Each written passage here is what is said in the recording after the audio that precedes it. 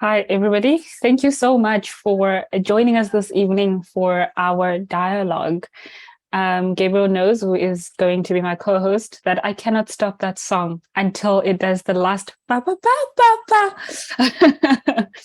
And for those who have been wondering, I have put the link to that song in the chat. The artist is Sarah Robin Farrell. Again, thank you so much for making time. We are going to be in conversation with Denisha Nad and Brown, and we're so excited to be having this conversation. You may have joined us on Monday when we had the Back to Basics workshop, where we tried to really just understand what it meant to decolonize the climate justice movement, what climate justice even was. And how all these were interlinked and how we could all build a socially just society. So again, very excited. But before I allow our panelists to introduce themselves, I am just going to give or hand over to Gabriel to walk us through a little bit of the house rules and how the space is going to be. I'm Michelle. I don't remember saying that. I'm Michelle, and I'm going to be the facilitator of this conversation. Gabriel, over to you. Thank you, Michelle. Hello, everybody. My name is Gabriel Klassen, Youth Coordinator and Programs Manager at African Climate Alliance. It is a pleasure to be here this evening, especially knowing what's to come forward. I look forward to kind of hearing the different opinions, insights, and also hear the commentary coming from you all in the chat. This evening, it will be a dialogue which follows, as Michelle mentioned, follows our Back to Basics workshops. These are workshops that happen at the end of each month, the Monday and the Wednesday of each month, the end of each month. That's how we try to do it. The Back to Basics really helps break down the substance of what we are going to discuss in the ACA dialogue. So building a foundation of knowledge so that we can properly and all engage in ways that are beneficial to us and for conversation. This evening, if you have any questions or comments, please feel free to pop them in the chat. When the time comes, if Michelle kind of opens up the space, sometimes she can be very strict because time is of the essence. She'll open up for a bit of Q&A, but it will be quite a fruitful discussion between Brown and Denisha. And so, yeah, that's in essence how it works. A bit of logistics regarding reimbursement of data. As I understand it, that's something that is a pressing matter. I'm about to pop in the chat, and I'll also forward you an email with the data link. But in the chat, you should find the education workshop data reimbursement form. If you follow that link and you fill it out and you choose ACA Dialogue as the thing that you are wanting reimbursement for, because this is an ACA Dialogue, we are able to then make sure in 7 days' time for the max that you get your data reimbursement. We use an application that sometimes has faults in between, but how we make sure that we get data to you all across Africa. And so, yeah, that's just a bit of logistics. The space today will be one where we often usher support, usher respect, and foster knowledge growth. So, yeah, that's a little bit about it. I'll also make sure that you get all relevant links to all our participants, anything that they have coming up, and more to come. Thanks all. Back to you, Michelle. Thanks a lot, Gabriel, for that. And for those who've just joined us, the conversation is literally about to start. And yeah, I am going to allow our panelists to just introduce themselves. I, for one, am really excited for the dialogue that's going to happen today. It's just so much excitement. So if I do sound like I'm fangirling a little bit, please do forgive me. We're going to start with handing over to Brown to just maybe introduce yourself. What do you do? And what brings you to the space, essentially. Hi there. Can everybody hear me okay? I mean, Yep. am I good? Thank you so much, Michelle. Thank you so much for having me, guys. I can quite simply say that I'm a storyteller, and I find myself in this space because I do believe that the way in which we do harness our information and synthesize it into the stories that we tell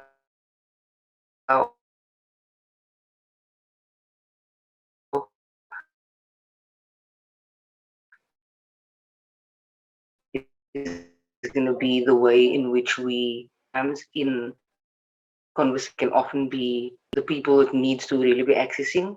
So I do feel like that's what my heart wants to bring to the space, is this idea that the justice part is the human element, and that's very exciting to me.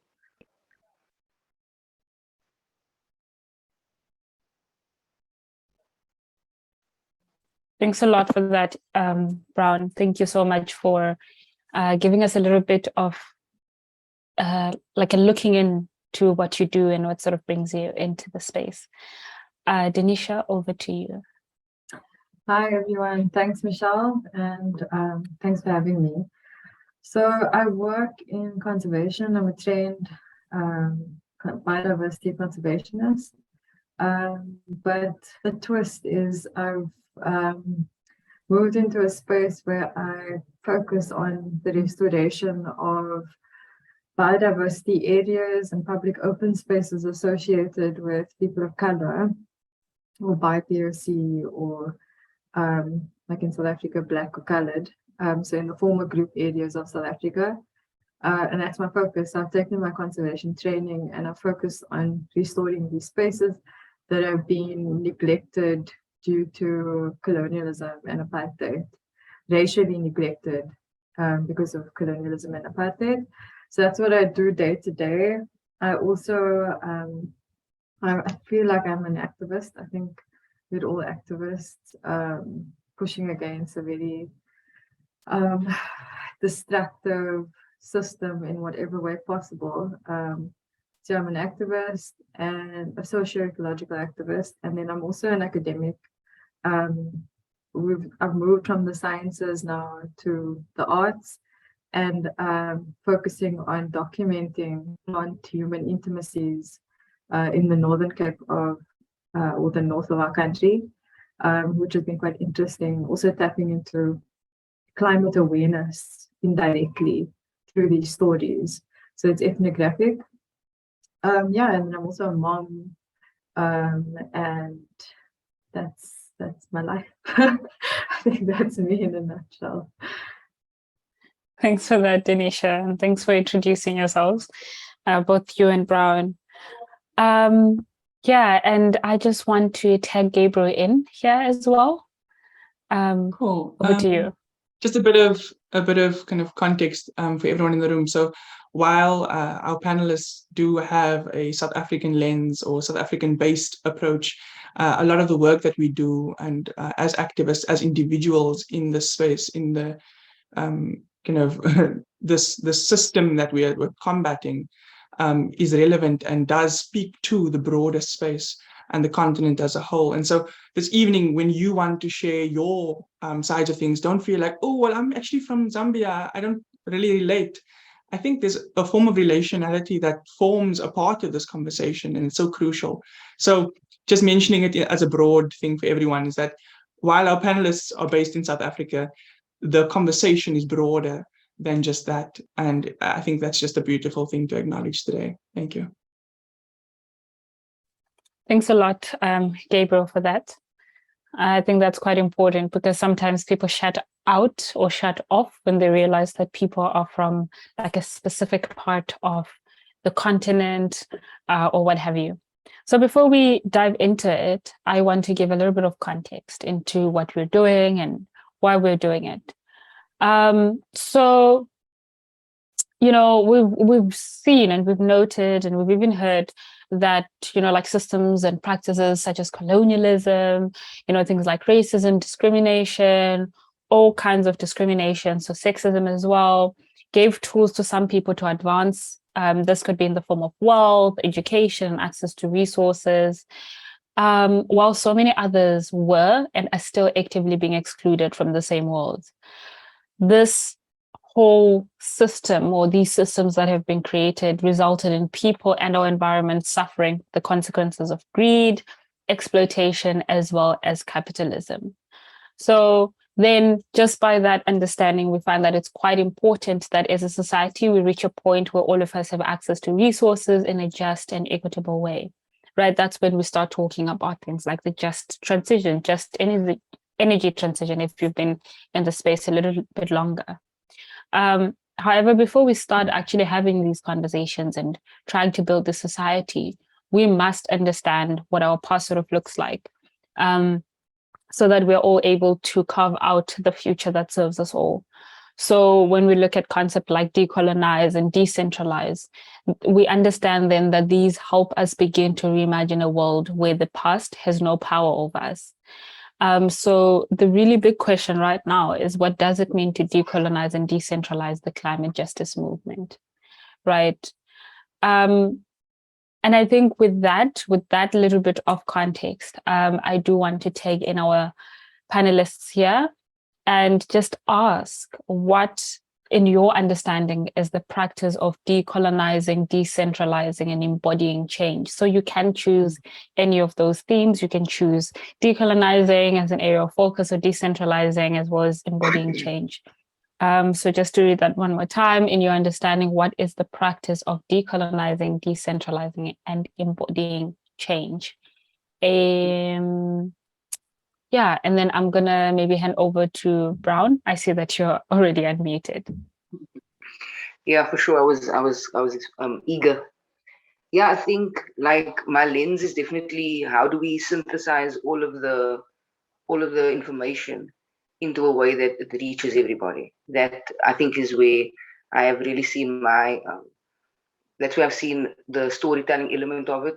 And when it comes to decolonization, I mean, in terms of African indigenous knowledge, the stories were the way in which we passed on what was up, what was amiss, what was, this is how we kept a track of things.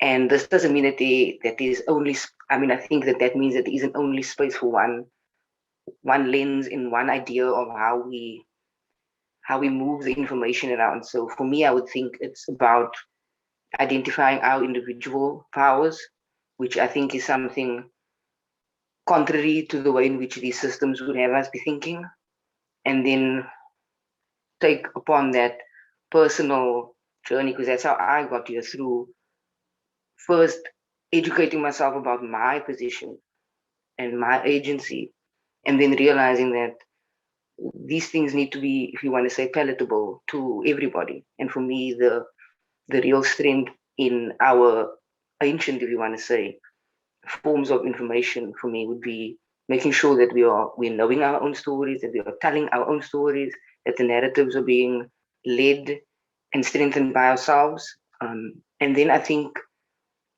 we can have a more clear mind space for even absorbing some of the really heavy, and grueling work that has to be done. Thanks for that, Brown. And just before I move on to Denisha, I do want to ask if you could please maybe just expand a little bit on the point of positionality that you brought up. So things like understanding where I stand in the society, and how then does that sort of feed into the power that I hold as an individual, but also how does that then feed into the power that I have against the system that often seems too big and too sort of intimidating to even try and tackle. And maybe just to say, I think it's quite brave. I feel like it's very brave to be an artist in a world that wasn't quite, created for people who are a little bit more creative.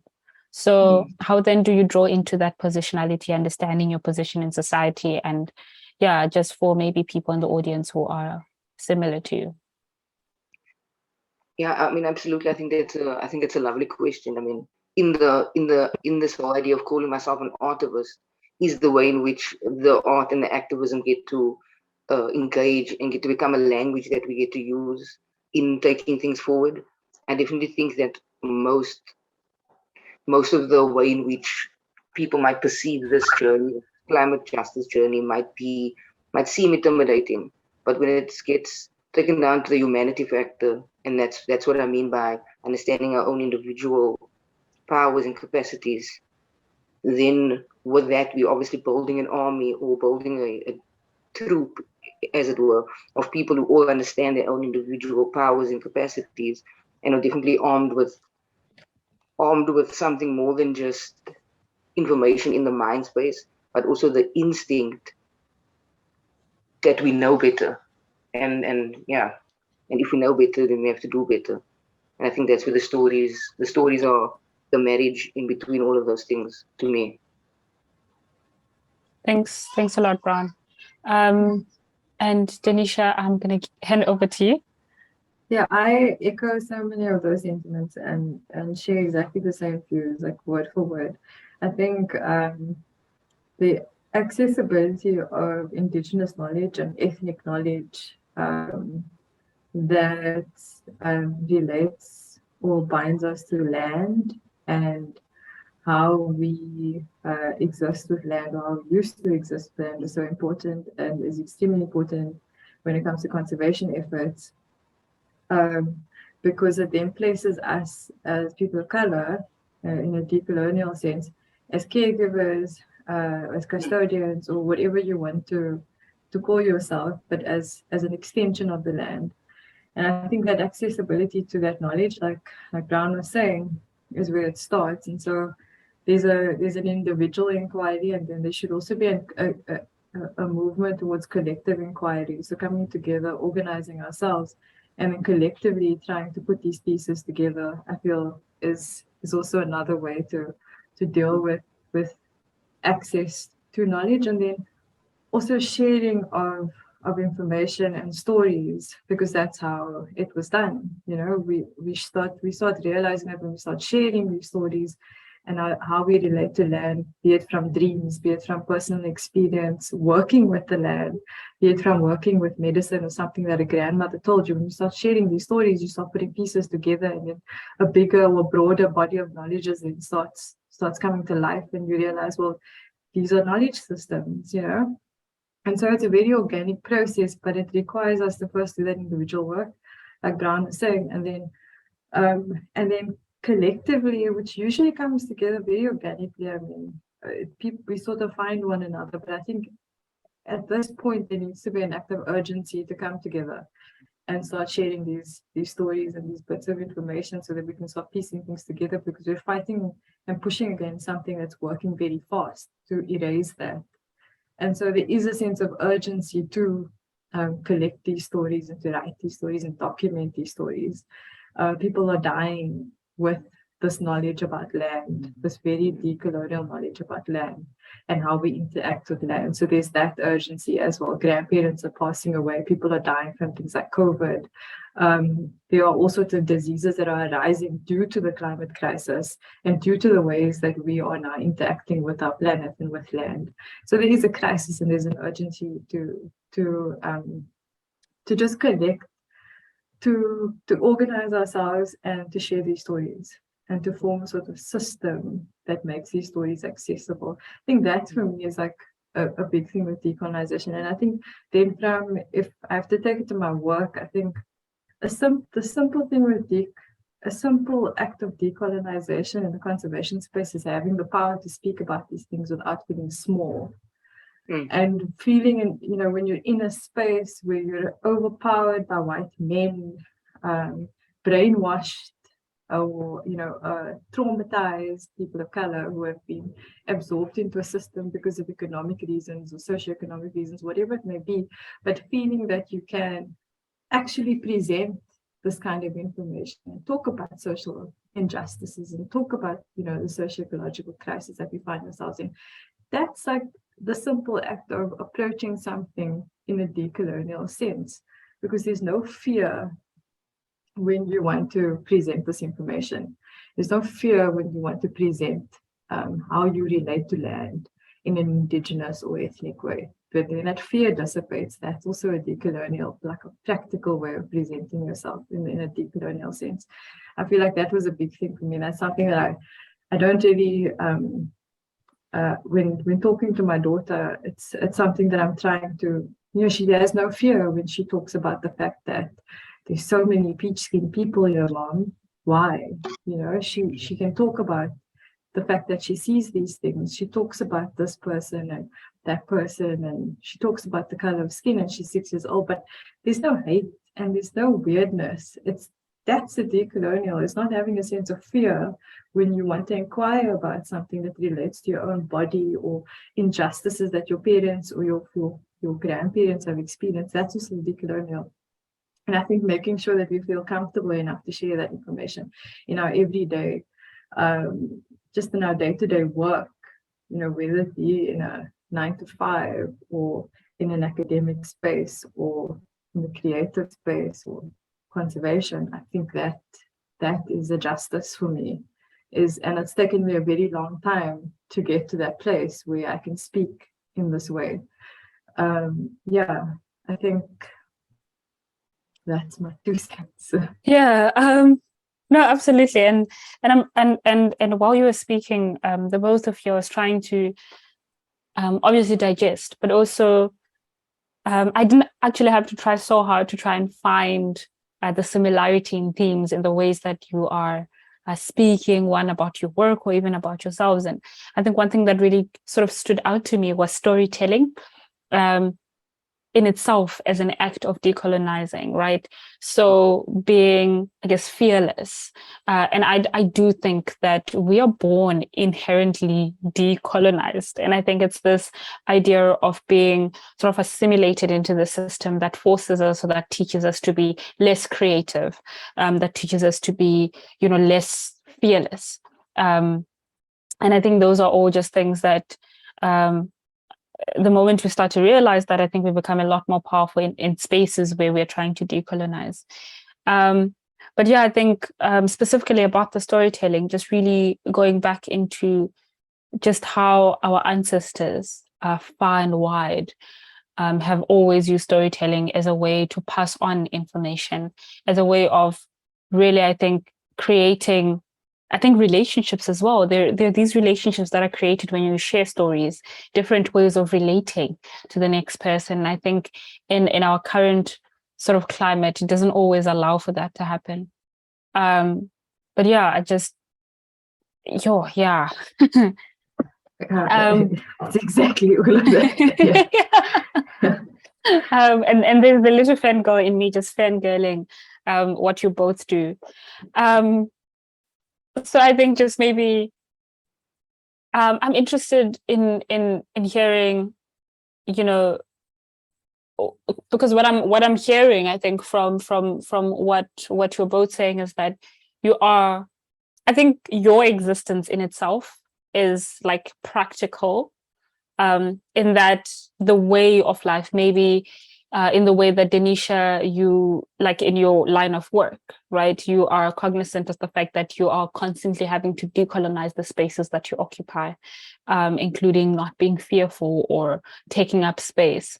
And with Brown, just the whole idea of being a storyteller, being an artist in a space that doesn't always nurture, artists. And I think what I'm hearing is that in the spaces where you exist, those spaces are in some ways decolonized, or that you in some ways make those spaces so.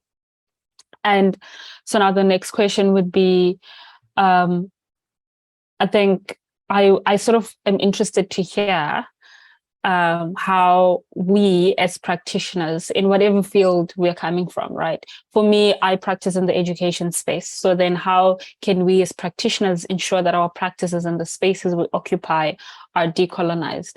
And maybe this can be a little bit beyond just us being aware of the fact that we need to be decolonized. So like maybe how are we then constantly making those spaces decolonized?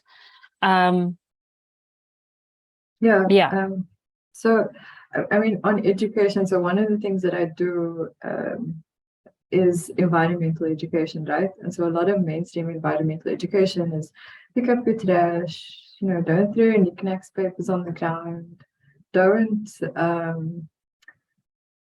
don't know, the stuff that really doesn't apply to working class communities, because one, we're in a food crisis. There's no sense of food security. People are relying on one meal a day. If children are lucky enough to have 5 packs of knickknacks as a meal, then, that's great. Their stomachs are full. So that's the kind of environmental education that gets put out by white people and very colonial and very, very privileged environmental educators. And then I think a practical way of approaching that from a decolonial sense is, so we produce two workbooks on to encourage citizen science in our local community. So I work at Princess Flag, and this is a 109-hectare biodiversity area, and it's surrounded by predominantly what would have been classified as coloured communities under the Group Areas Act, and is still very much predominantly coloured, people who have their roots, all the way from all over the continent, but also very much grounded in their Khoi roots, in the indigenous roots. So we've got those people living around this play, and so how do we not make people of color? How do we include them in education? And how do we see them as already being caregivers, because they are? And how do we then also educate them on something that they actually know a lot about, because these children spend a lot of time in the veld? And how do we not approach this alienating them and making them seem as if they're perpetrators of destroying our planet and our environment? So that's like how we've approached environmental education. And so it's things like introducing the cultural component of the land into our workbook. So it's something like through medicinal plants, for example. So medicinal plants links children directly to Princess Flay and to the land, because why?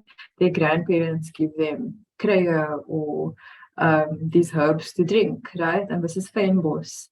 And so that's a direct way that you're already interacting with land through your culture. And it's a direct way that you've already been taking care of land, because you've been taking care of these plants, and your forefathers have been taking care of these plants because they relied on it for medicine. And so that's how we bring in environmental education. It's not through first criminalizing a child and a person because they need to rely on eating certain foods, and therefore this paper gets blown around in the communities because there's poor service delivery and there's a housing crisis, and so there's X, Y, and Z. So it's putting all of that stuff aside and going, okay, white people, you recycle and you pick that up for now, and then we are going to talk about how land, how plants, and how people interact with one another as our decolonial approach to education. And so it's writing in new ways of interacting with land, and writing in new ways of how we see ourselves as extensions of land through the way that we use the land, and that's through medicine, or through home building, or whatever it may be. And so that's our approach. And then it's also like solid science, you are capable of documenting how many leopards are floating around the flow. Like you as a child from the Cape Flats can go and count leopards, not just the white man down the road. So you are very much capable of doing that, and I will show you how, so you can do it. And so there's also that mentorship coming into education. Is telling a child that you don't need someone from outside to do it, you can do it, and you can compile this data, and you can create an archive for your space and for your environmental spaces close to home. These are your spaces, right? This is how you can care for these spaces. So that, I think, is a practical sense. I'll just use education, but I think writing again comes back to storytelling. It's the narrative. It's all comes down to narrative. It's writing in a narrative and changing a narrative that makes us relate to land as not as occupiers but as occupation is another a political conversation, but not as aliens to our land, and not as criminals in our land, and not as the destroyers of land, but writing in a story that's very relatable and intimate with how we relate to land. I think that's a very practical thing, and it's easy to do in education. And you can present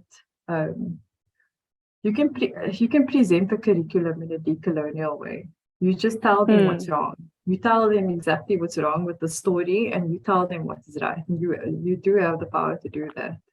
I think it's just a matter of having, going up against the forces that may be. So when you do it, I think definitely, and one thing that's quite important is just placing not just, I think, children, but also like people into these contexts, right? So it becomes less about this is the issue and this is how we solve it. It's more like, this is the issue, how do we then collectively solve it? And I think that's quite also important. I'm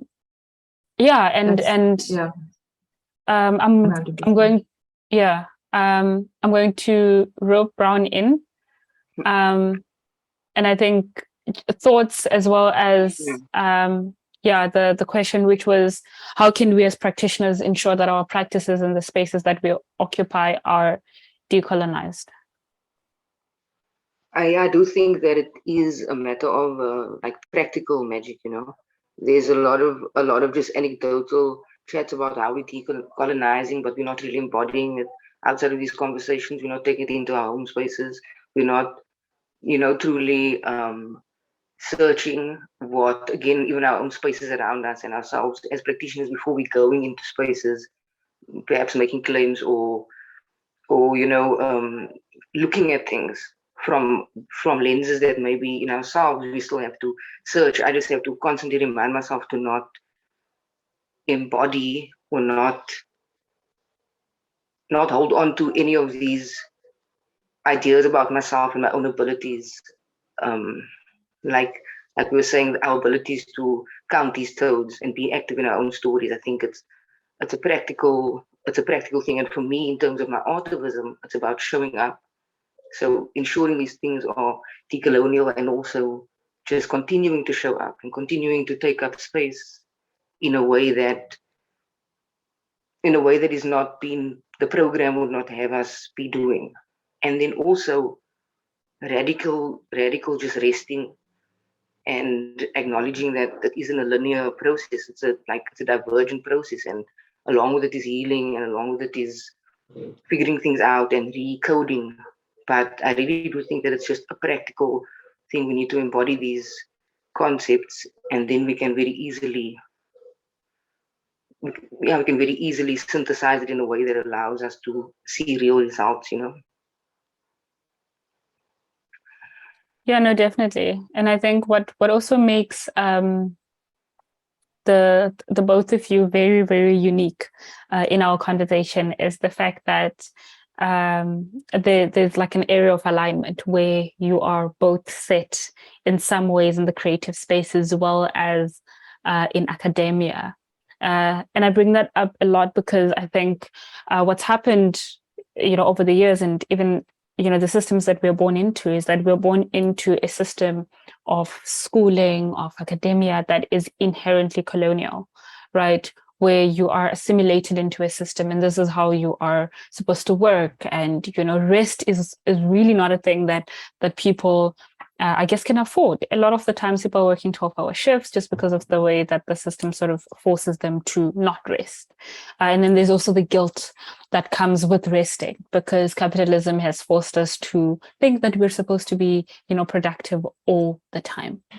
And so I think that your position in this space in terms of decolonizing, decentralizing education, and making sure that, like education and other things are accessible, I think that makes it quite unique.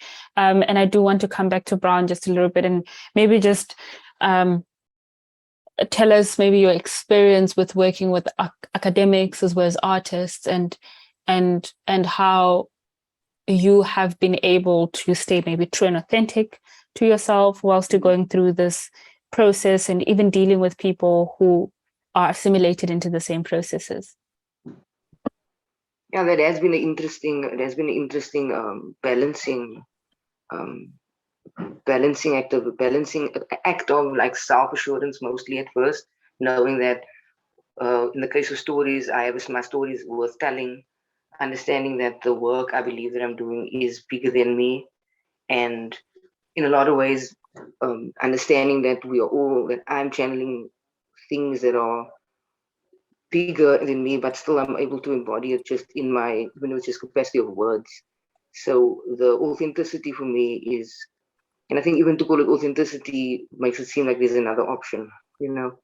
I mean, and personally, I don't think that there is, because I've spent a lot of time on the fringes, and as a queer body, as a queer creative, as a non-conforming body, that fringe becomes a comfort zone, but also gives you access to a lot of, it makes you privy to viewpoints that you never really have on the inside, so to speak. So I think my insistence, it's in Afrikaans we call it on the Cape Plateau, we say it's asperigheid. My insistence and persistence on showing up the way I do, reminding myself that my story is worth telling, I think is the thing that gives me peace about it, because quite frankly, it's not the income. It's not the, you know.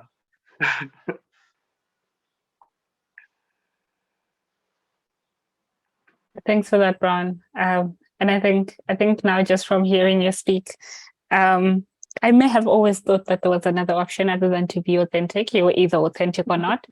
But I think now, just like from hearing you speak, I think the way that I do show up, just me being myself in spaces, I think is the only other way that I could do it. So yeah. I don't have much option to that. So thank you for opening my mind and my viewpoint on that. Gigi, Denisha. So I think on authenticity, I'm going to go with authenticity in the academic space. And so as an academic, you sort of pressurized to meet particular standards and write a particular way and speak to the literature and produce something that's very much relevant to what the objectives are of your study and your supervisors' research outputs, etc. And I think I've been in a position where, so I was working and then I was tutoring on the side to pay for my master's, which I don't recommend you do in South Africa because there are tax implications that I've now found out.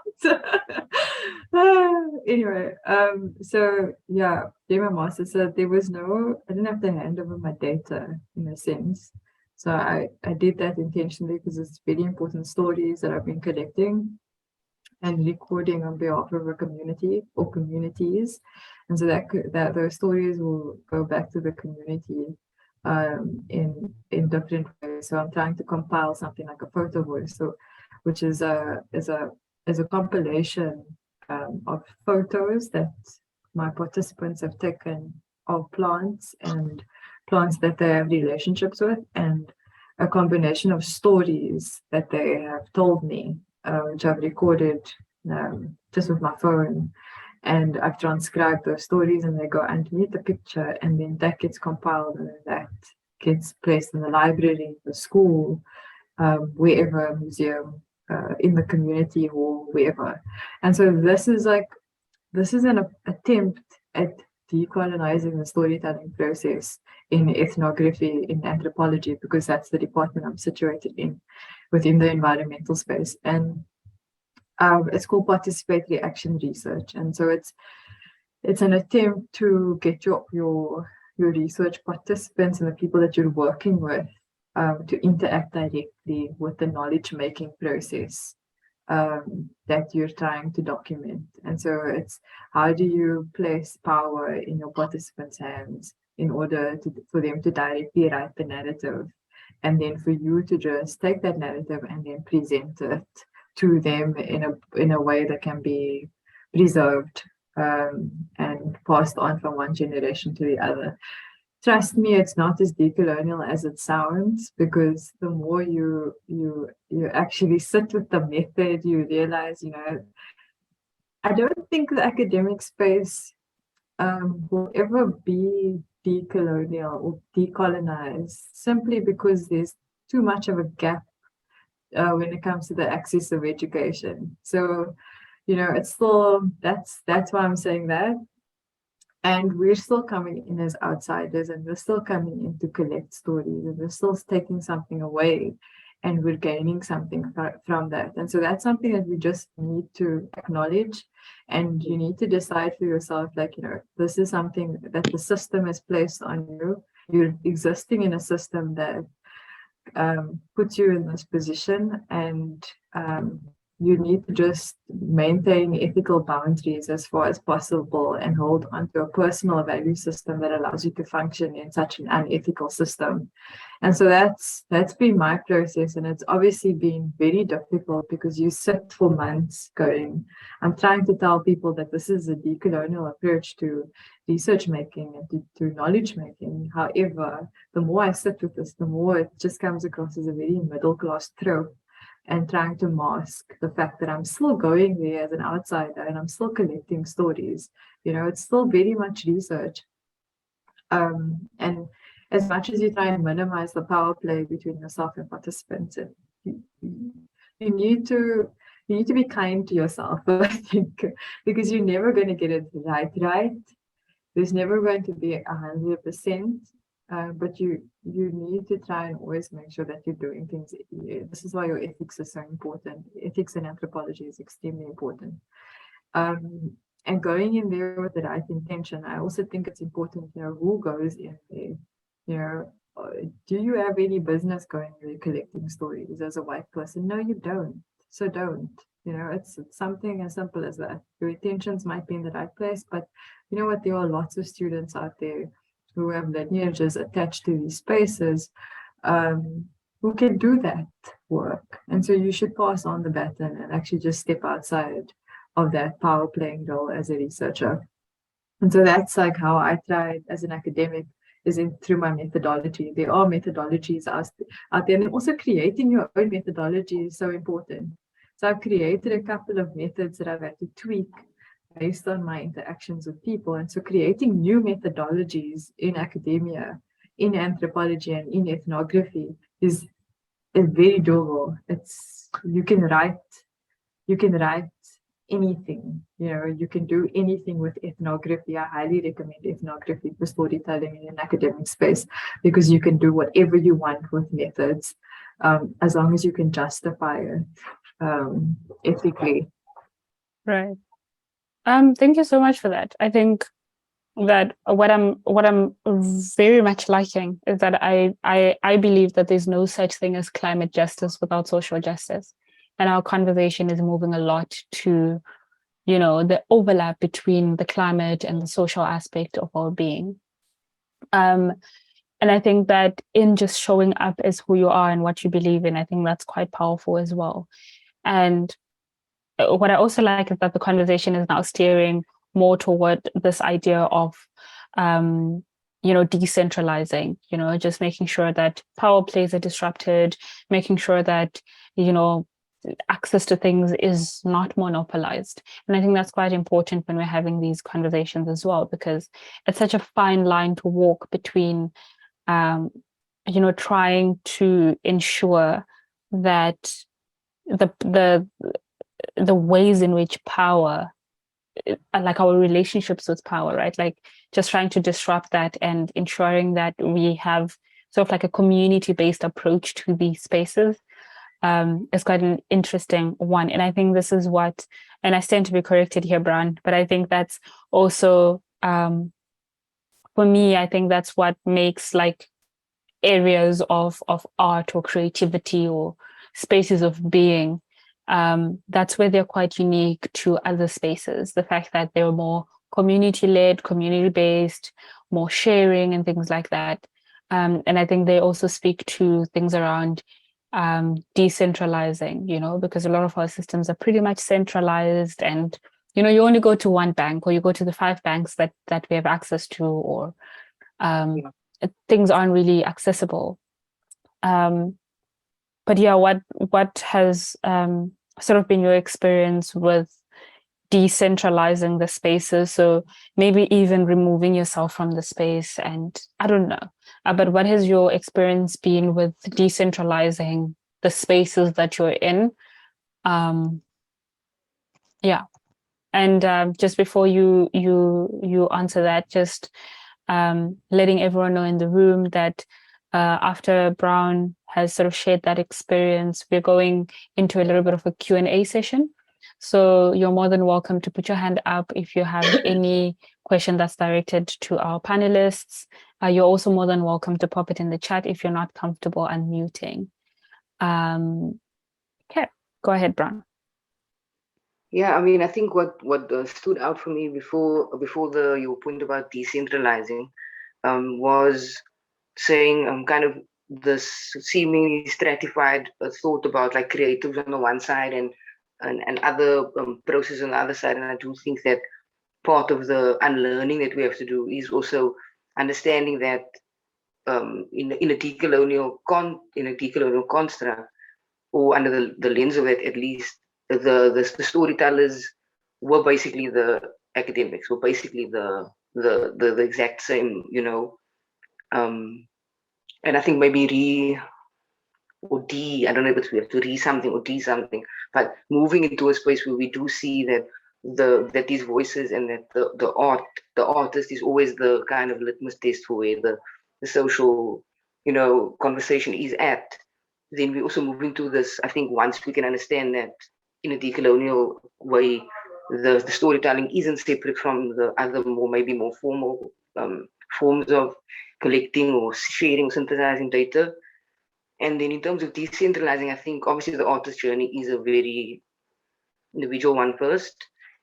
And I mean, we don't really have a very sophisticated always infrastructure in place for the artistic realm, as it were, I don't know about the rest of the African continent, but we certainly have a way to go in terms of the South African context. So I think it almost lends itself towards these smaller units of people kind of taking these things into their own hands.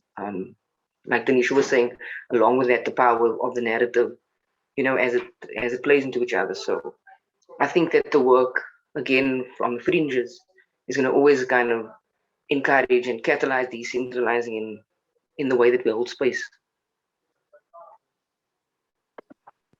Thanks for that. And I think it's quite important to also just move into this idea that, you know, there are spaces that were before colonialism took place, right?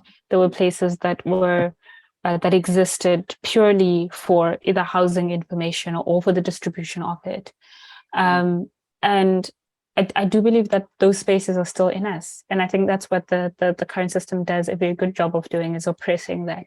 And sort of, if you've heard of the term of rat race, sort of all, you know, forcing us into this idea that we have to be one kind of thing and one kind of successful. What is even successful, right? And I think it's quite important that when you do sort of step into the space and you're embodying yourself or embodying these concepts around decolonizing and decentralizing, you search for those spaces that were once sort of used for housing and maybe even distribution of stories. I did see you, Denisha, sort of unmute for a second there.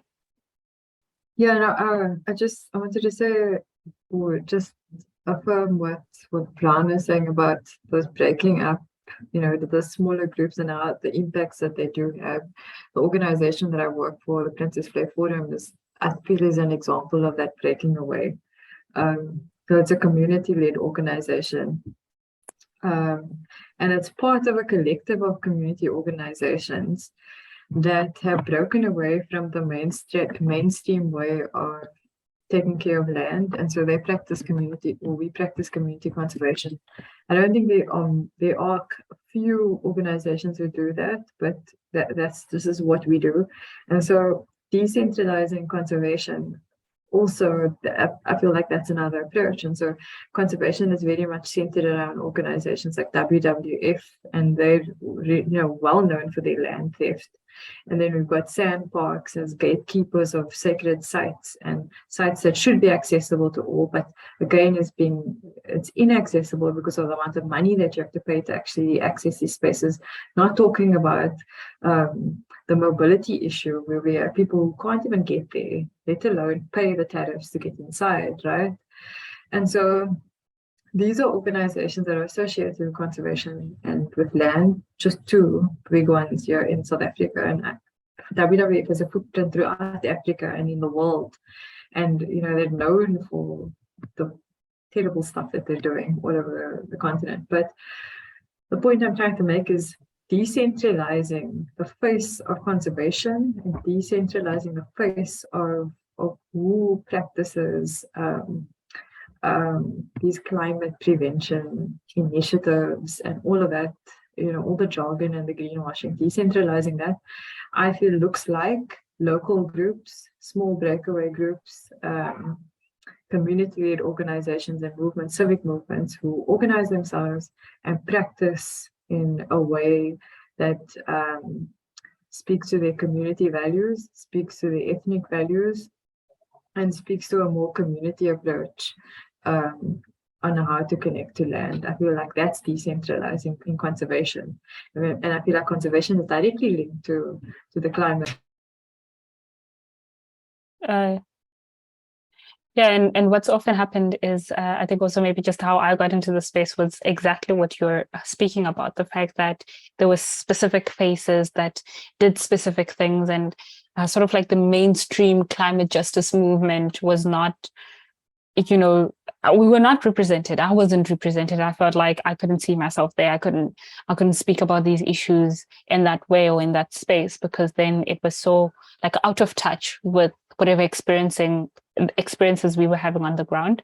Yes. And I think it definitely, is something that hits home for me. And I think for many others who come from like the global south or what would be classified as like third world, countries. But giving you back the mic because I know you were in the middle of the thought. Yeah, no, I was just neutralizing the situation. Yeah, exactly that. So if you do not feel comfortable in that space, and it comes back to that, if you're fearful, if you can't practice, a sense of aid, if there's no space for you to practice sense of agency, that I feel is a prompt to then decentralize and move into a space where you can organize yourself as a collective and call on individuals who are probably experiencing the same thing. But again, when it comes back to storytelling and sharing of stories, if we don't speak out about it, use platforms like social media to tell our stories, we're not going to find one another. And so I think the storytelling again, like we're going back to storytelling as a way to decentralize, because when we start sharing our stories, we realize this is a collective issue, and that actually we're all looking for a space that we can occupy outside of this central system that's holding on to, that's monopolizing, and just holding on to power. So again, it comes back to storytelling, sharing your story, sharing your narrative, and I think that's how I found everyone, to be honest, was literally sharing very emotional stories about my own experiences on Instagram and on Facebook. And so that's how I think most of us found one another, is through storytelling on social media, and through the work that we're doing and attending workshops together. And so again, comes back to storytelling as a means to decentralize, so that we can find one another, so that we can organize and move away. And then I also think that there is value in decentralizing through trying to manipulate systems. And this is a very tricky one, because you can argue that people get swallowed when they get absorbed into the system, because you become powerless, right? And so when you start working for governmental organizations, it's easy for them to absorb you and make you theirs. So you need to follow certain frameworks and et cetera, et cetera. But I've met a few people who manipulate systems internally to do very much justice-centered work. And I think, again, it comes down to your ethics, and it comes down to your value system and how you hold a space. And that's, it's always asking the impossible from people. But if that's where you want to be, and if you see yourself in the belly of the beast and like trying to work from that space, you need to be a strong person, and you need to know what you're getting yourself into, because it's very, very easy to be absorbed. But I'm not saying it's impossible not to become a crony or a sellout. So I think it's possible, because I know amazing people who are working in government who do that kind of work. I'm currently sitting on a committee. It's called the Section 80 Committee, and we've got activists on that committee. We've got various specialists on that committee, and we're trying to deal with the water quality issue in our wetlands and our waterways. So it's a diverse approach. I don't know if it's politicking. We'll see, but it's a way that I'm seeing government try to decentralize, but we'll see. We'll see. So there are mechanisms in place, but again, you're trying to remedy a broken system. So it's not necessarily that it's going to be able to sustain itself, because you're still working within something that's very broken. So at the end of the day, my personal opinion is break away and start your own thing, and find each other, and then chip away at the system. But if money is a thing, right? Making money, earning a salary is a thing. If that's important to you, and we can't have this like model high ground when it comes to beating each other up, because people need to make decisions based on feeding their families and feeding themselves. And that's why I'm bringing this in, because it's an ethical issue. It's a value system issue that I think that if you know what you're getting yourself into, you can do it. I don't think it's the way forward for decentralizing, but that's the position that the system has put us in. And it's easy for some of us to break away and form groups on our own, but it's not easy for everyone. And it's not always accessible as well. I mean, going off the grid is a lifelong dream of mine, but it's just not accessible at the moment. I can't go live at the back of some farm somewhere. I don't own land. And I think with that thought, maybe just to bring some more thoughts, is this is not a question that's directed to any one person. I think it's just maybe for us to maybe just start thinking, while I take Gabriel in here, but like, what should the face of the climate justice movement look like? And then controversy comes through. Gabriel, over to you. I think while you're thinking about that question about what the face of the climate justice movement should look like, I have my answer already, but we'll get to that another day, another dawn.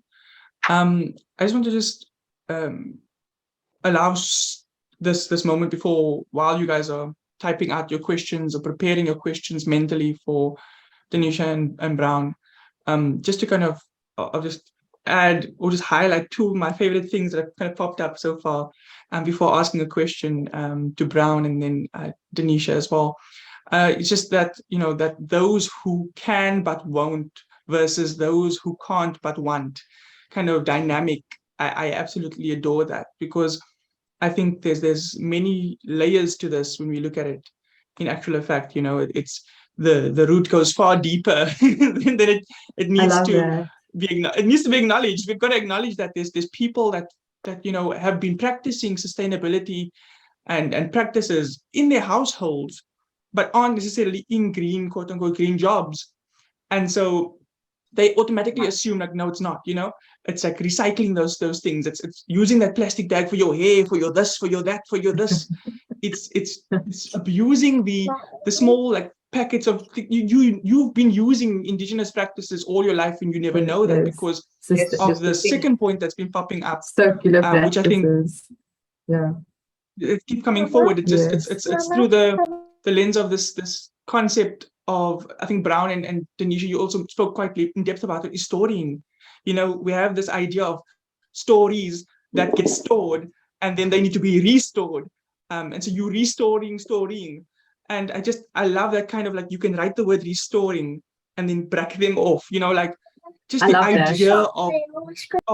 idea of finding it again. I think when you're talking about academia, the concept of research, I mean, it's literally, the word is there, research. You're searching for something that was already there. And so I think it's absolutely amazing to kind of hear kind of where the conversation has gone. But I think my question that I'll throw to Brown first before I tag Denisha in, while the rest of you, please think about questions, pop them in the chat. if we don't get to them today, we'll definitely get to them and have Brown and Denisha answer them after the session, is basically in this journey, this emergent journey of being in these small groups, of trying to, do what's natural to you. How have you, to Denisha's point at the end there, how do you resist kind of that pull, that it's almost like it's just an organic kind of gravity that a lot of people in our lives, or not in our lives, but around us, rather, shall I say, have when it comes to kind of being indoctrinated into the system. I think a big problem is, Denisha, you mentioned sometimes you drink the Kool-Aid and then you just fall into it and you just never come out. So while you kind of thread that line of kind of decoloniality, if that's a word, and the kind of precipice of needing to engage in the current system to make a living, to eat, how do you also ensure that you yourself don't get pulled into it like a magnet? I've said a lot. Hopefully that question makes sense, Brown. Oh, I love it. No, thank you for sharing. And it's exactly I think the answer lies exactly in what you had said, like prior to you, like phrasing the question more exactly. You were talking about this pakkies for your using packets for our hair and stuff like that. This exact thing where we don't see that as a radical behavior, where we don't see that as decolonial mindset means believing that the things our ancestors have always done, have been through, whether we call it permaculture or smudge stick or whatever, it's exactly claiming that, then we get to reframe our everything. So it means that you constantly, for me, it's like a rechecking myself, making sure that the checks that I'm writing with my postulating, I'm cashing with my body, putting my body and my actions where my mouth is, essentially on the daily. And then knowing that my power doesn't necessarily only come from having a whole piece of land to go off the grid, but maybe just from growing my dhania, reframing this idea that it's like one extreme or another, when in fact everything we've always done organically, naturally, innately has been this thing that we now are getting packaged and resold back to us as green, as this, as that, So it's like you were saying, it's a going back and maybe going in and always checking, making sure that I'm, just keep putting my body where my mouth is, basically. Thanks for that, Brown. I definitely am going to be watching this episode of ACA Dialogues back. Denisha, maybe while some more people forward some questions to us. Yeah, I think it is a fine line, but I also think we need to practice a lot of empathy, and we need to, which is something that I've really struggled with. I think a lot of people know me to be very, I can be very linear in that this is right and that's wrong. But I've realized that also comes from a place of access to knowledge, which makes me privileged because I can access knowledge. And it comes from a place of privilege to be able to say that there's black and white, right? And I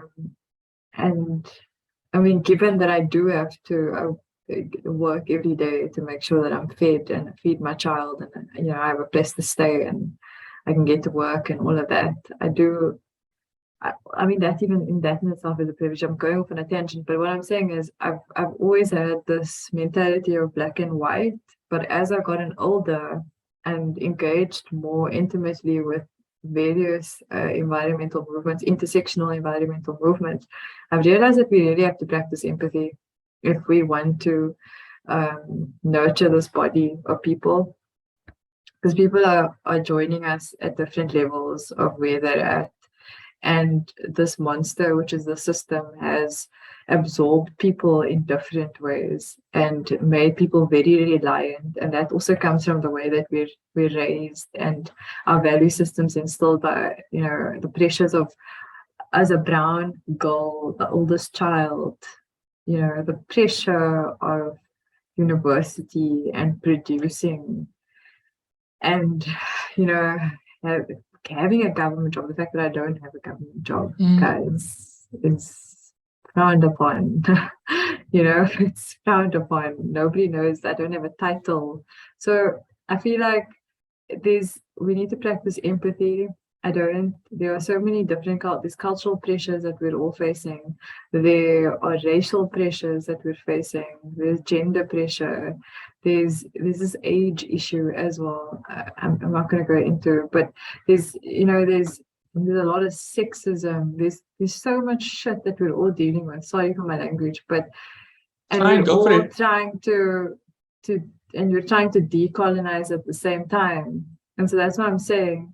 Empathy for me in dealing and how we approach people, it's a learning thing for me because I was very militant. I came into this very militant. I came in through the Rastafarian movement, which I feel like I'm still aligned with in some ways, but came in through the Rastafarian movement, and there it's black and white. There's no gray area. You're either with Babylon or you're not. And so that is how I came into this, and I realized, like, yes, that's a very good way to create a value system and ethics, but I also need to practice empathy because not everyone is ready to go full force on the decolonial scale. Some people, it's going to take years, and that's okay. I think if we meet everyone where they're at, that's fine. But those of us who are very much immersed, we need to keep doing the work. I think if you're capable, and like you were saying, you use a very good, I don't know what, can you please repeat what you said? Because I want to write that down. Those who can but won't. What I said was, I wrote it down for this exact reason. Yeah. Those who can but won't versus and those who can't but want. Yeah, so those who can but won't, right? And so, like, I feel like that's perfect for it. And so we're in a position where we can and we will and we want to. And so we need to empower others to do the same. And so that's where I've placed myself.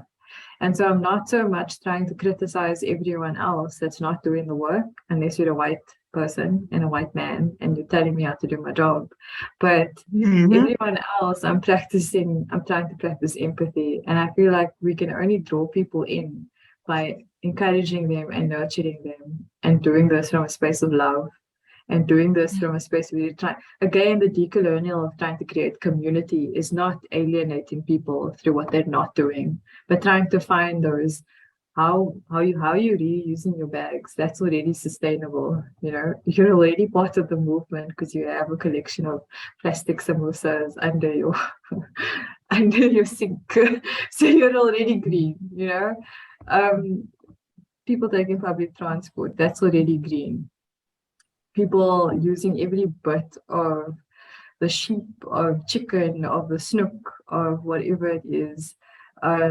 Like I have Indian family Indian food has been so heavily commercialized and been made so inaccessible by white people in the vegan community and this is poverty meals that we grew up on, right? Like, we grew up, my mother was telling me, there's something called pire, which is herbs that they would pick from the field where the cows were busy grazing. And you'd watch the cows because there was one that was a psychedelic and there was one that you could actually eat.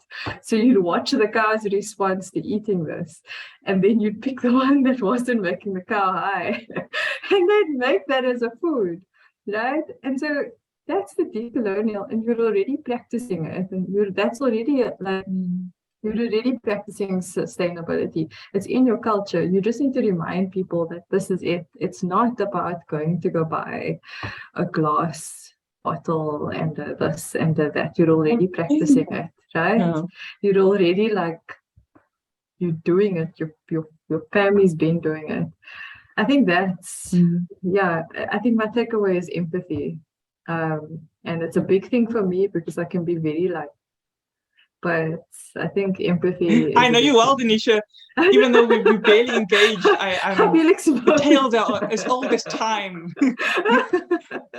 I think what you were saying about about, I think when you first of all, you said growing up a brown girl, and then you said afterwards, the eldest.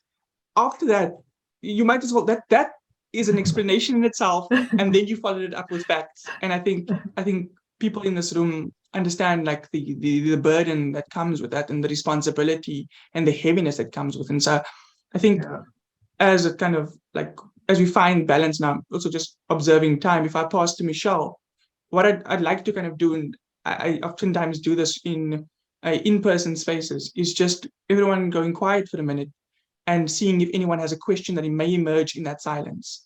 Oftentimes when we're talking, we're too busy to think about what could come forward, and sometimes just holding space for whatever is and whatever isn't to come forward. And then afterward, definitely passing to Michelle to see the following way forward for the rest of the session.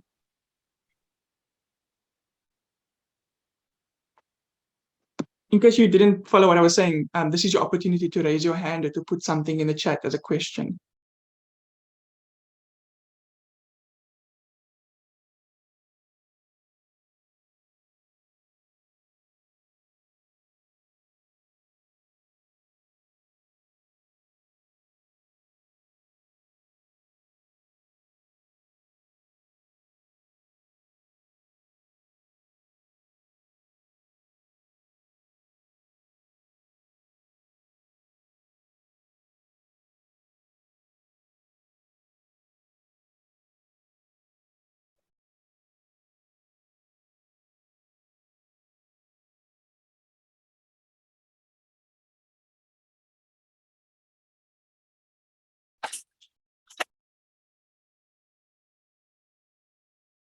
Cool. And as we come to the last 20 seconds, I see a hand and 2 questions have emerged in that time, which is brilliant. And I'll pass to you, Michelle. Thanks, Gabriel.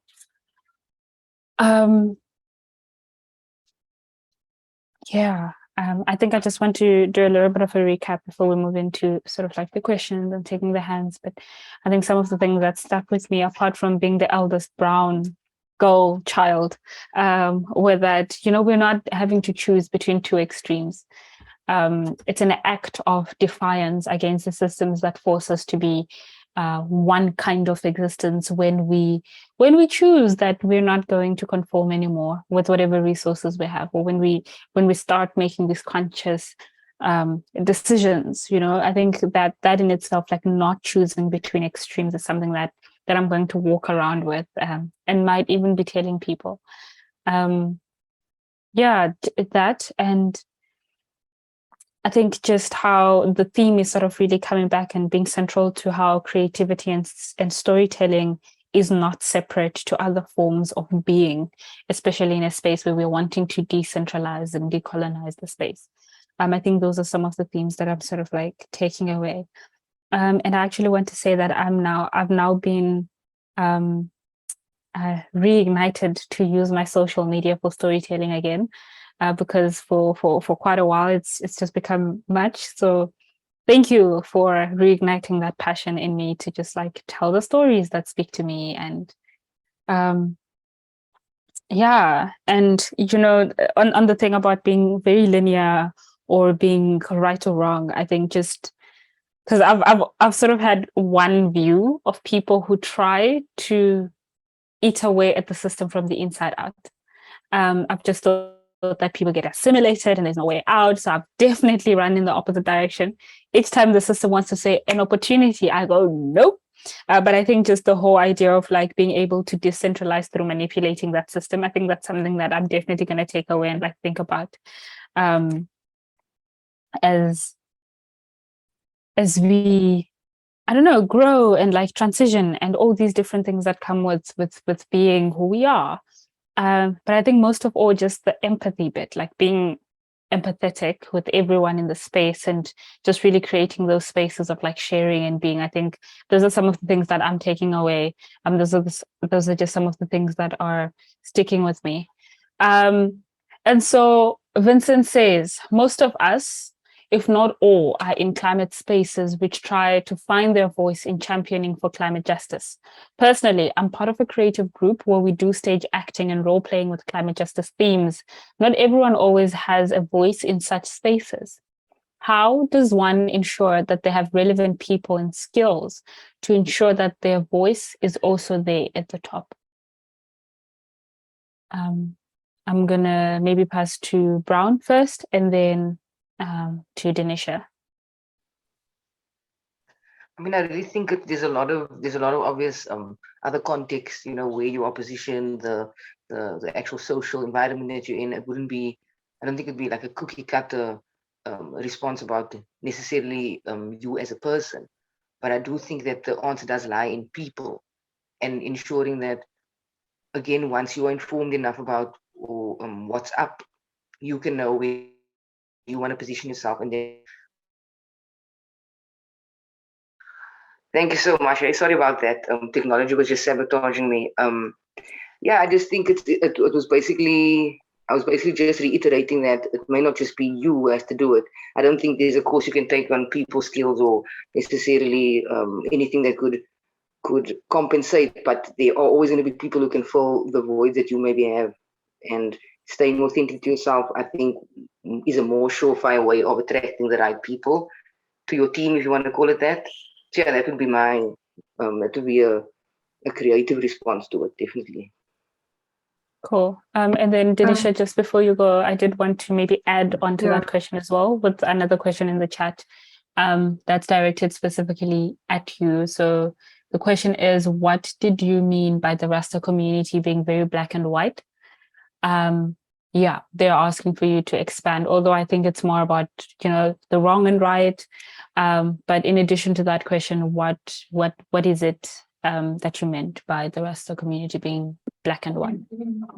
Okay, I don't know if I'm answering the Rastafarian community question, right? The black and white. That, as well as if you have anything to add to how one ensures that, their skills sort of like are there, or are like relevant in storytelling. Yeah, okay, so I'll start with the Rastafarian one.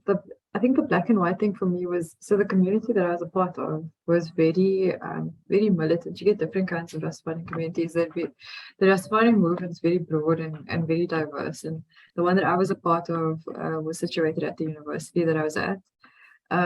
It's an academic society that Rastafarians run, and we have our own office space and we run workshops and all sorts of stuff. And so it was very much by the book, there was no gray area. It was very theoretical. It's like, this is model and this is immodel. You don't align yourself with these histories, and you do align yourself with these histories because this is the way. And I respect that, and I've got nothing bad to say about the Rastafarian community at all. I've had my own personal issues, but that's something that comes along in any movement that you find yourself in whether it be spiritual movement, religious movement, social movement. There's going to be a dynamic that just doesn't suit you, and you either choose to transform that, or you choose to move away and find your own space. And so I just got to a space where I needed to find myself as an individual, and I felt like I was absorbing too much of that, and it was influencing a lot of my own views on how I was interacting with the world. And I wanted an opportunity to just know the world through other lenses, but using that as a basis. And I will never, everything that I'm doing now is because of that basis and because of that foundation that was built through that political movement, that socio-political movement, because that's what it was for me. It's a socio-political movement. It's a socialist movement. It's Pan-African, it is working class orientated, and that is what set me up for my career, and that's what set me up for my academia. It's how I live my life, how I interact as a person of color. I would never go back on it. But I think that it's a particular person is for that space, and there are still values that I hold on to, but I'm a person that navigates based on how I grow, like I go through my own motions. And so I highly recommend it for anyone that needs to come into themselves and find themselves politically, especially. That is a solid foundation. I can't go back on that. And then on voice, I don't know if I misinterpreted the question, but it's like, how do we ensure that voice is facilitated in positions of power? Was that the Yes, and also in creative spaces. So how does one ensure that they have relevant people and skills to ensure that their voice is also at the top? This is from someone who works in spaces where they are trying to champion voices for climate justice. So they do like creative work, so stage acting and role playing with justice, with climate justice themes. I think the thing of voice is like it's so layered because there's people feel inferior to the system, they feel inferior to the majority, right, when they're coming into the space. And so there's a slow building of building yourself up as a person. So it comes back to that individual building and knowing yourself and building a sense of identity as an individual within the space. And I think that if your workshops can align itself with building individual identity in the space and building a strong personhood in the space, focusing on a lack of confidence, a lack of self-esteem, a lack of self-respect. All of these things are symptoms of a very destructive system. And I think that when we have those like psychosocial aspects being dealt with in these workshops and very much a part of building strong, resilient, I don't like using the word resilient, but strong, resilient communities, psychosocial is important. Then just swiftly would want to give Pralini a chance. Pralini, the floor is yours. Hi there. Sorry, I came in very late, sort of, at 6:30. I only saw your message quite late. But yeah, so I come from a generation before you guys. And it's very interesting to hear how well you hold the space for nuance. I started I can't say I started like officially in the environmental movement, right? So, but when I think back, I think a lot of where I got my I think I've always just wanted to be more conscious of, everything around me. So I would say my grandmother was my first teacher. And then you try and do it on a more sort of official level, and, you get involved with all of these environmental movements, and you realize how sometimes how purist, and what you were saying, Denisha, about how it can be quite militant and quite and the ways that the environmental movement is also quite white, and it's also quite it polices you, it tells you there's a specific way you've got to do it, and it comes from a very controlling sort of commodifying proprietary way, and you might have already discussed all of this stuff. So sorry to repeat it. So it's really just my comment that it's interesting to listen to how you're engaging with all of these layers, because I found, we don't all we're not all in the same level of engagement. And often people who are already living their lives in these conscious ways are the ones that are told, okay, you've got to listen to the experts, who are probably spending far too much money on trying to be green, So I apologize if you've already discussed all of this, but and it's not a question, it was just a comment to say that I'm proud of all of you brown young people you sound so much less colonized than I am. I think I'm still decolonizing my own self, because we straddle this generation of real life oppression. Not to say that it's over, it's not at all over, it's still there, but it's straddling that very official sort of township vibe, and yeah, and it's still, the residues are still there. So yeah, I'm glad to see this happening and to see so many of you engaging with this subject matter. Thank you so much. Thank you, Pradini. And I am also noting time. But thank you so much for that. I think it's fueled all of us brown people. I'm also just feeling like I could go against the system and win. In as I much just as want to I'm also add, Michelle, yeah, go ahead. just so that you don't have to do it. Is that I'm gonna note it so that just people know that it's me. I'm the admin that's bullying Michelle. The questions that are in the chat has been saved. I also have saved your names in accordance to the register. We'll make sure that relevant people get the questions, which is Brown Indonesia, and we'll make sure that answers are forwarded to you accordingly. So thank you so much for putting the questions in the chat. They will not be forgotten. In fact, they will continue the conversation after today's session. Thank you, Michelle. Thanks a lot, Gabriel. And with that, please deal with me with empathy, because it wasn't me, it was Gabriel. But I think if you allow us just extra, maybe 5 minutes just to round up and like close up our thoughts. I don't think I have any specific questions at this point to our panelists, but more like your parting words. What do you tell to the voices that are in the space? What do you tell to people who are here?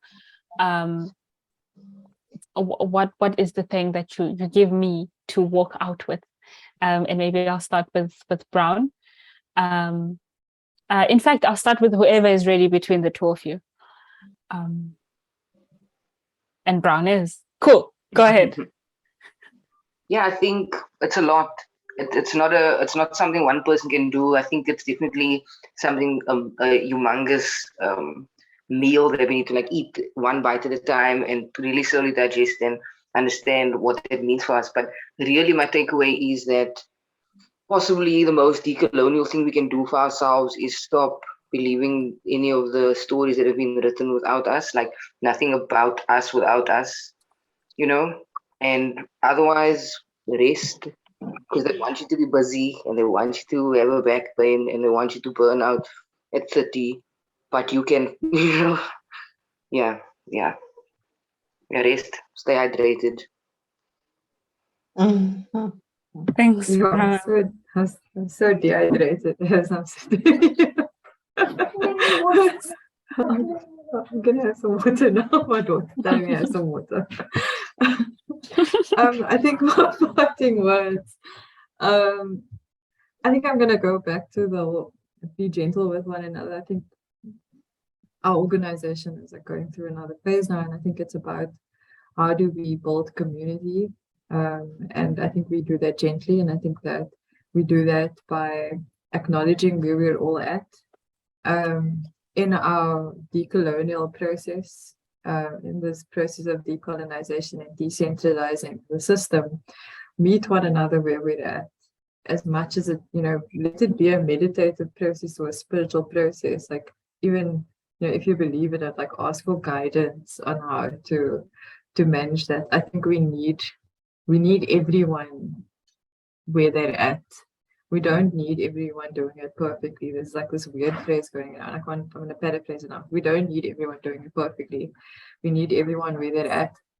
And we need to build from there and create more inclusive spaces to meet one another halfway, or quarter of the way, or third of the way, wherever we're at.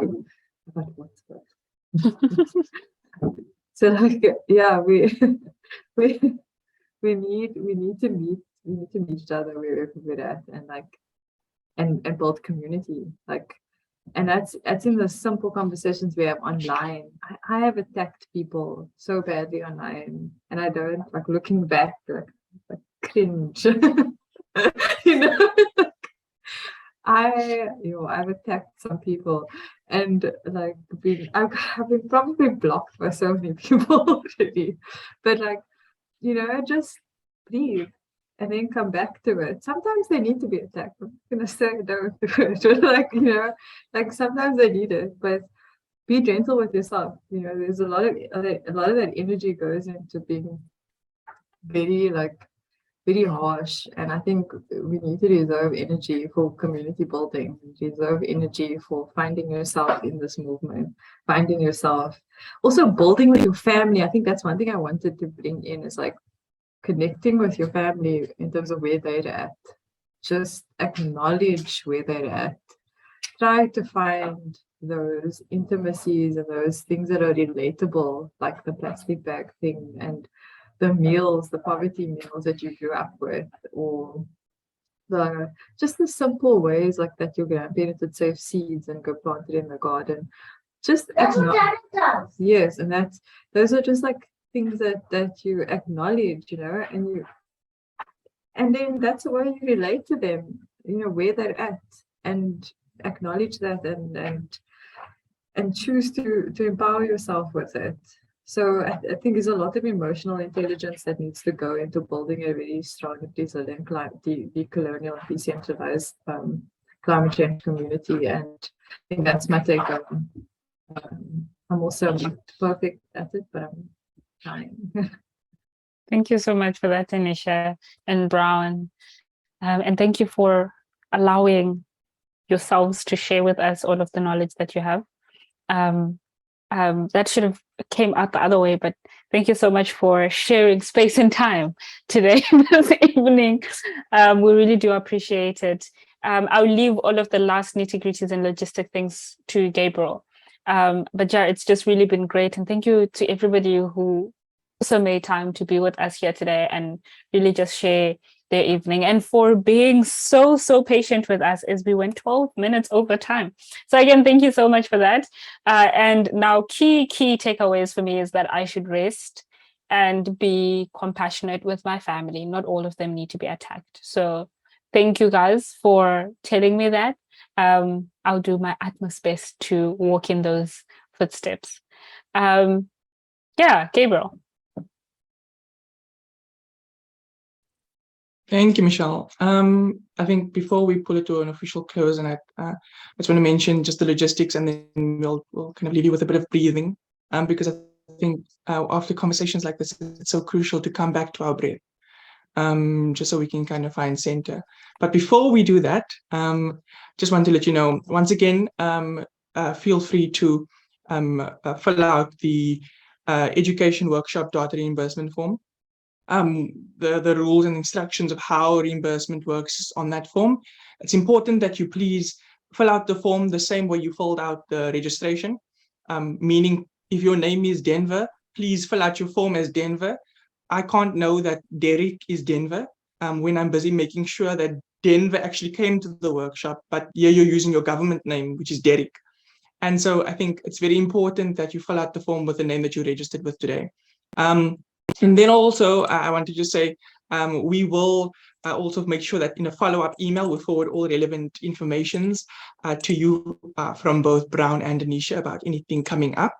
And so that is definitely something that will be happening, so that you know what they're doing. You also know their socials, if they so wish to please you with those. But, the storytelling continues. And so it's definitely something that we'll have to make sure that you get access to. Then a little bit of other admin is just to stay in touch with more of these workshops and events.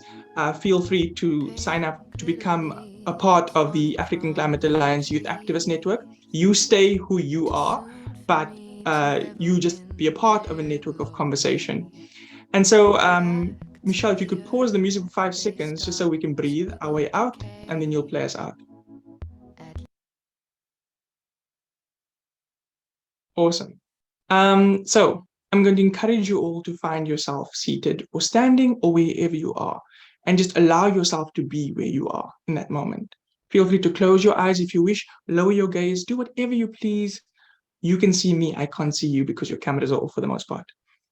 Now, as we do a big breathe in, we welcome the conversations that we had today. We welcome what we wanted to know. We welcome the opportunity for growth and for future engagement. And as we breathe out, we let go of that negativity of the midweek. We let it go. Maybe we're noticing as we're breathing in that our shoulders are tense, that our back is paining, that our hands are hurting, our feet are sore.